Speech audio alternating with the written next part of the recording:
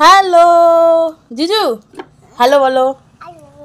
তো আজকে সোনার লাঞ্চে আছে ফ্রাইড রাইস, আছে মাটন কষা, আছে টক দই আর সোনার ফেভারিট স্যালাড। সোনা, তোমার কেমন লাগছে বলো? তো তোমরা যদি কেউ ভাবো যে এটা আনহেলদি খাবার, তো একদমই এটা আনহেলদি নয়।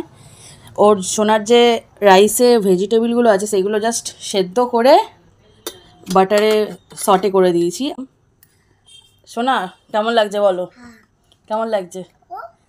আমি সোনাকে রোজ জিজ্ঞেস করি সোনার লাঞ্চ বা ডিনার যে কোনো কিছুই সোনাকে জিজ্ঞেস করে সোনাকে খেতে দেওয়া। তো সোনা আজকের অপশানে বলেছিল যে এইগুলোই খাবে, তো আজকে এইগুলোই বানিয়ে দিয়েছি। এবারে খেয়ে বলো কেমন হয়েছে। সোনা আবার জল খেলে হবে না, আবার বলো খেয়ে কেমন হয়েছে বলো। নাও চামচ নাও। বলো। মাটনটা খাও, মাটনটা খাও।